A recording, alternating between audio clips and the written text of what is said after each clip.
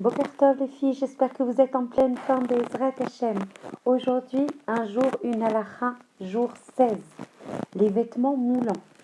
Porter un vêtement moulant est une transgression extrêmement sévère et fait fauter une multitude de personnes de façon stupéfiante. Malheureusement, ce phénomène existe même dans les meilleures familles et nombreuses sont celles qui se trompent et sont certaines que leurs vêtements ne sont pas trop serrés. Il convient donc d'apprendre parfaitement et dans le détail les lois ayant trait à la largeur du chemisier et de la jupe afin de savoir ce qui n'est pas moulant. Lorsqu'on parle d'un vêtement trop serré, on n'entend pas forcément un vêtement qui colle à la peau. Mais étant donné que le vêtement se doit de dissimuler la forme du corps et des membres, tout vêtement ne répondant pas à ces critères sera considéré comme moulant. De même, les vêtements qui ne sont serrés que dans certaines poses, telles que lorsqu'on se penche, qu'on lève le bras, qu'on monte les escaliers ou tout autre mouvement courant de la vie de tous les jours, entrent également dans la catégorie des vêtements moulants et sont sévèrement interdits. Akadosh Baruch Hu dit à Israël: soyez saints de même que je suis saint, comme il est écrit.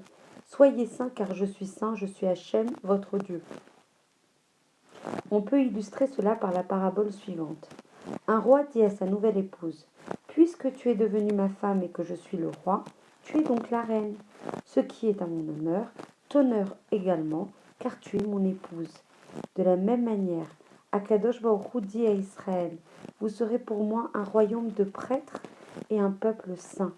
Et ce, car je suis saint, je suis Hachem. L'Admour de Sassof explique la chose suivante. Chaque pays a un symbole, un drapeau, un hymne national. Celui du peuple juif est la Kedusha, la sainteté qui nous distingue des autres nations. Dans le psaume 20, Shura 6, il est dit « Arborons le nom de notre Dieu l'Éternel comme un drapeau, et il réalisera tous tes vœux. » Si nous faisons honneur à Akadosh Baruch Hu, si nous sanctifions son nom, nous mériterons de voir se réaliser tous nos vœux. Il y a là un rapport de cause à effet. Rabbi Shimon Bar Yochai, dans le Zohar HaKadosh, nous dévoile un aperçu de ce qui se passe dans les mondes célestes. Hachem aspire à descendre et à faire résider sa présence dans ce monde. Or, l'indécence et les mauvais esprits d'impureté régnant dans les rues l'en empêchent. La Shrina est alors plongée dans une grande tristesse et tous les mondes spirituels se joignent à son désarroi.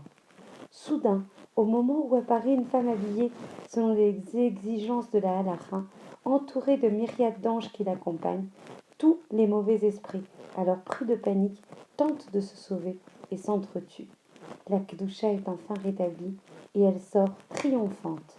La joie règne à nouveau dans le ciel et on proclame alors dans tous les mondes: telle fille juive a été l'origine de cette joie, telle fille juive a été à l'origine de cette joie.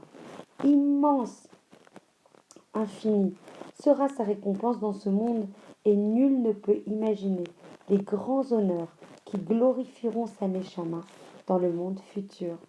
Halvaï sheniske tamid tamid tamid lekayem ratson Hashem, qu'on puisse mériter toujours de réaliser le ratson d'Hachem et tout particulièrement dans la tzniut qui est l'essence, l'identité essentielle de la Bat Israël Be'ezrat Hashem.